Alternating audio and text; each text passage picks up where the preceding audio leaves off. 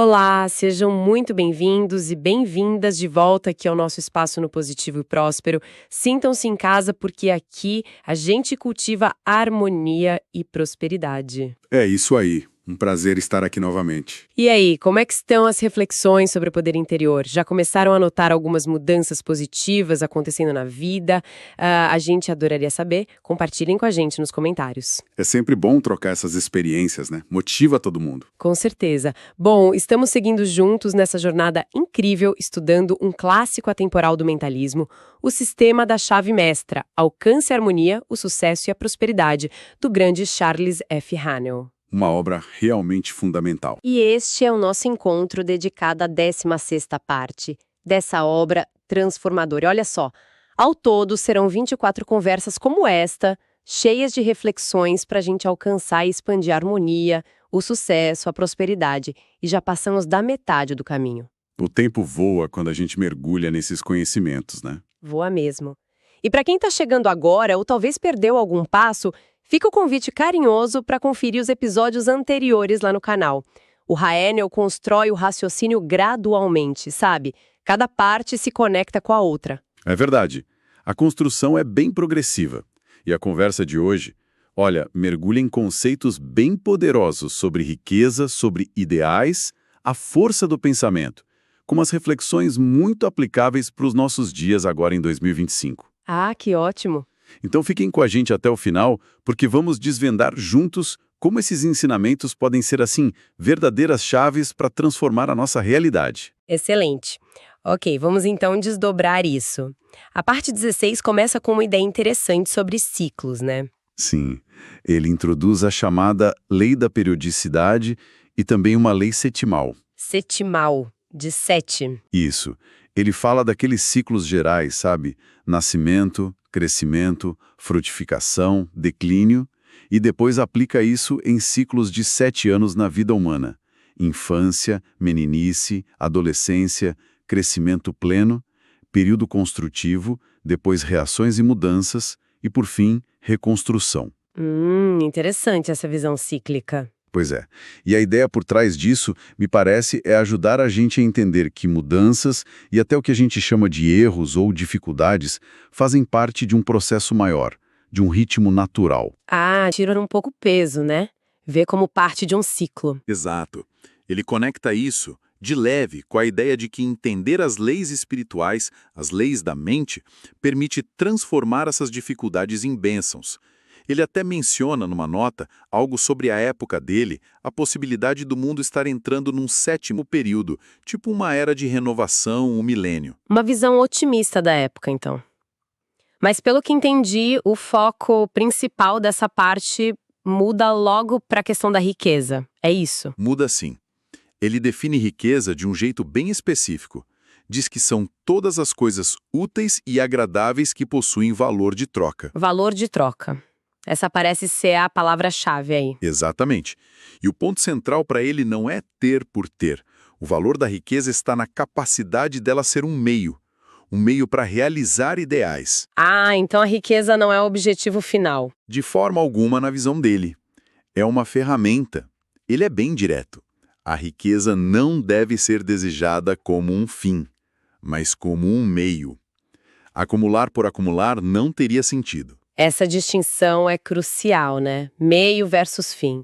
E ele sugere que buscar só o dinheiro sem um propósito maior por trás, um ideal elevado, como ele chama, leva a um sucesso meio vazio, ou talvez nem sustentável. Precisamente.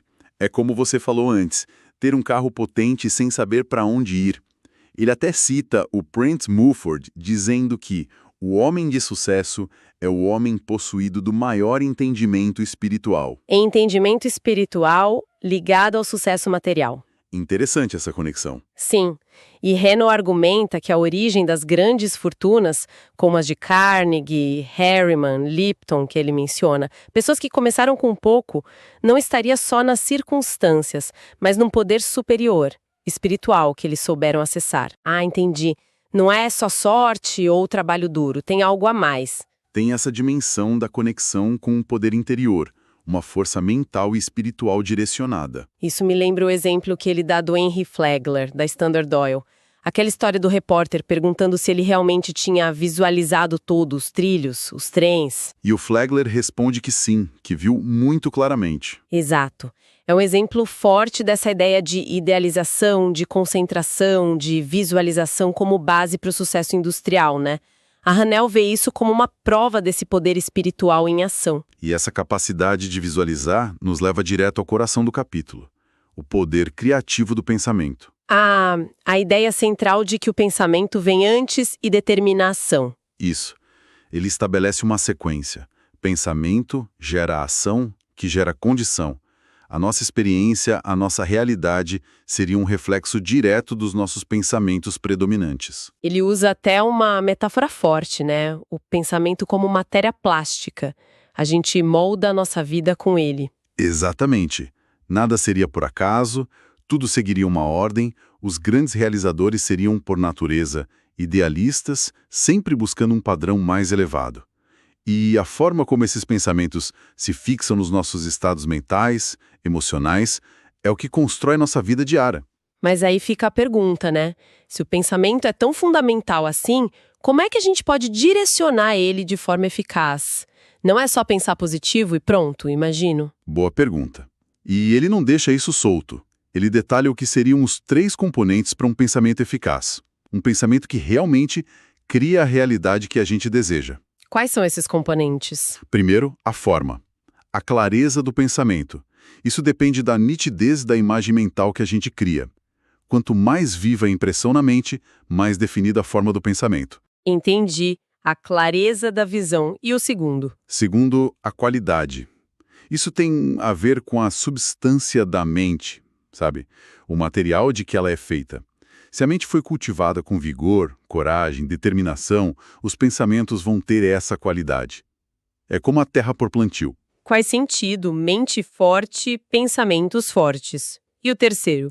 E o terceiro, talvez o mais decisivo, é a vitalidade. E essa vitalidade vem do sentimento que a gente coloca no pensamento. O sentimento, a emoção. Exatamente. Um pensamento construtivo, quando ele é carregado de sentimento positivo tipo entusiasmo, fé, amor, ele ganha vida. Ele cresce, atrai o que precisa e se manifesta. Então, a intensidade emocional funciona como um catalisador para o pensamento. E o contrário também vale. Pensamentos negativos. Também. Hanel diz que pensamentos destrutivos carregam a semente da própria destruição, mas não sem antes causar estrago, claro. Eles atraem e manifestam o que a gente percebe como mal, discórdia, doença, fracasso. Nossa! E aqui é importante pegar a lógica dele. Bem e mal não seriam entidades externas, seriam resultados das nossas ações, que, por sua vez, vêm da natureza dos nossos pensamentos construtivos ou destrutivos. Quer dizer, a fonte de tudo, a mente universal, estaria em equilíbrio. Ela simplesmente é. Isso, e a nossa capacidade de pensar, de dar forma a essa substância mental universal que manifesta o bem ou o mal na nossa experiência concreta. Uau! Isso coloca uma responsabilidade enorme na nossa forma de pensar, hein? E como isso se aplica na prática da visualização que ele tanto fala para alcançar objetivos? O processo que ele descreve é assim: segurar firmemente o ideal na mente. Sentir ele como se já fosse real, sabe? Até que essa imagem mental se fixe e comece a se manifestar do lado de fora. Sentir como se já fosse real. E ele dá alguma dica sobre focar em pessoas ou coisas específicas? Curiosamente, ele aconselha não focar nisso no início. Pessoas, lugares, coisas específicas seriam do mundo relativo, não do absoluto. A ideia é criar primeiro o estado mental que corresponde ao desejo realizado. O ambiente, as pessoas certas, os recursos seriam atraídos para preencher essa forma mental que você criou. Entendi. Criar um molde mental e emocional primeiro. E qual seria a base científica disso, na visão dele? Parece mais que só pensamento positivo. Como a força motriz principal, a fonte de todo o poder. A visualização cria a impressão mental clara, a forma. Essa impressão gera o conceito, o ideal, e isso vira o projeto para o futuro. Ok. Mas é o sentimento associado à vitalidade que torna a visualização irresistível. que dá o poder de atrair e manifestar. É a combinação. Pensamento claro, mas sentimento intenso. Tem que sentir a realidade do desejo antes dele aparecer. Pensamento claro e sentimento intenso. Anotado. Mas ele também alerta sobre a imaginação, né? Diz que ela é boa serva, mas mestra ruim. O que isso quer dizer na prática? Quer dizer que precisa ter controle consciente. A imaginação não pode ficar solta, vagando ou criando cenários ruins. Ela precisa ser direcionada pela vontade, focada no ideal que a gente quer. Ah, direcionamento. Sim. E ele também recomenda analisar as ideias que surgem. Aceitar só aquelas que parecem cientificamente verdadeiras, dentro do sistema dele, ou seja, as construtivas, harmoniosas, alinhadas com as leis universais que ele descreve. Para evitar o quê? Confusão. Para evitar o que ele chama de caos mental, aquela confusão de especulações, medos imaginários. Ele compara esse controle e direcionamento com a visão de longo alcance necessária nos negócios, na vida. Entendi. É um processo bem ativo de criar e filtrar mentalmente. E tudo isso leva a um exercício prático no final da parte, né? Qual é a ideia principal desse exercício? O exercício foca em internalizar uma coisa, que harmonia e felicidade são, na essência, estados de consciência. Não dependem diretamente de ter coisas. As coisas externas seriam efeitos de estados mentais corretos. Então, o trabalho principal é interno. Exato. A tarefa, para quem busca bem-estar ou realização, é cultivar a atitude mental que corresponde ao resultado desejado. E como se cultiva essa atitude mental? O que ele sugere? Segundo Rael, essa atitude vem da realização da nossa natureza espiritual, da nossa unidade com a mente universal, a fonte de tudo. Reconhecer essa conexão é o que permitiria atrair o necessário. Reconhecer a conexão interna. Manter essa atitude, essa convicção interna, torna mais fácil sentir o desejo como já realizado.